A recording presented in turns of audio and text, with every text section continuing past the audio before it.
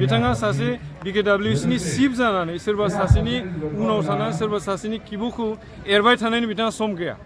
बिथाङा दा BKWCखौ माबोरै दैदेननांगौ माबोरै मोजाङाव लाबोनांगौ माबोरै 13.5 crore माबोरै 200 कोटी लाबोनो हागोन माबोरै 500 कोटी लाबोनो हागोन बे खोथायाव बिथाङा नोजोर होनाया दरकार राजाफोरखौ मानो जाम्बा खालामबाय थायो इलेक्सन फैबाल' आन्दलन खालामनानै देखायो इलेक्सन फैबाल' गामि गामि बेरायनानै देखायो BPP पार्टीनि सेथि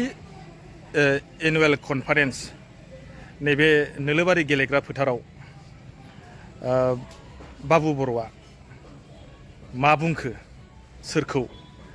आरो सोरनि सायाव माबायदि बाथ्रा बुंदों बिथाङा मा बुंदों आरो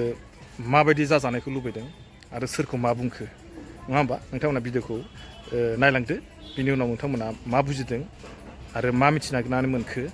आरो नोंथांमोना मा सानो नोंथांमोना कमेन्ट बक्सआव लिरनानै हरबानो जाबाय जायखिया भिडिअखौ नायलांग्रोदो नोंथांमोना अब्ला बुजिगोन मा बुंदों नङा होमबा बुंनांगौ नाथाय नंथारि जाथारि अलरेडि सिएम भिजिलेन्सआव क्लिन चिट होनाय खोथाफोरखौ बिथाङा बुंनानै रायजो राजाफोरखौ जाम्बा खालामनो साननायखौ जों निन्दा खालामदों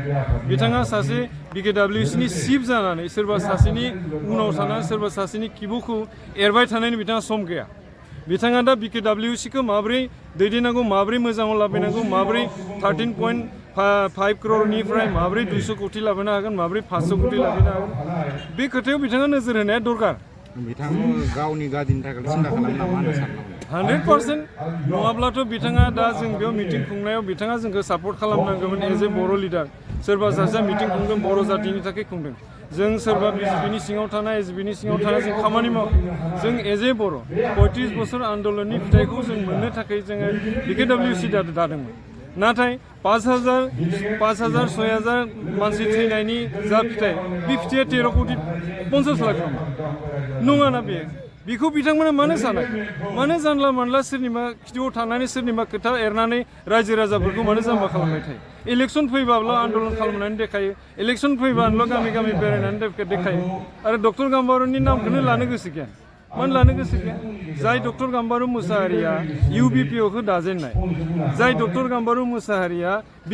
माने BTCनि बायजोआवबो काउन्सिल नांगौ होननानै बिजिरनाय बेफोरबायदि मानसिखौ नेग्लिजेन्सि खालामनानै पलिटिकेल मार्डार खालामनानै दिनै बिथांमोना बाहेरायाव दोननानै मा बुंनो सानदों राजाफोरखौ मिन्थिया सानदों नामा बयबो मिन्थिजोबगौ बिथांमोना मा मावगासिनो दं 5 बोसोर जाबाय दिनैसिम भिलेज नटिफिकेसन गैया कन्स्टिटिउसन क्लियार गैया जोंहा राभा आसन काउन्सिला दाबो एनअसि मोनाखै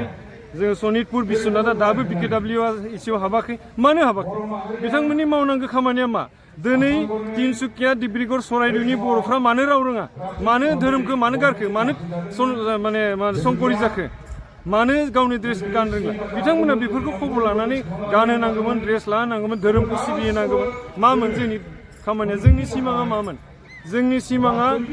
जोंनि BTCनि बायजोआव थानाय बर' हारिनि थासारिखौ मोजां खालामनो लामा दथा दलं स्कुल बिल्डिं गासैखौबो मावफुंनानै होनाय नाथाय बिथांमोना दिनै मा खालामदों बेसेबां इयुथखौ बिथांमोना मोजां लामायाव लाबोनो हायाखै बेसेबां फार्मार्सनो बिथांमोना दिनै मा सुजुग सुबिदा होनो हायाखै बेसेबां आइजोफोरनो बिथांमोना मा सुजुग सुबिदा होनो जेबो गैया बिग जिर' मानो होनब्ला BKWC एकर्डआवनो जेबो गैखाया अब्ला बिथांमोना बे खोथाखौ दिनै रायजो राजानो फोरमायनो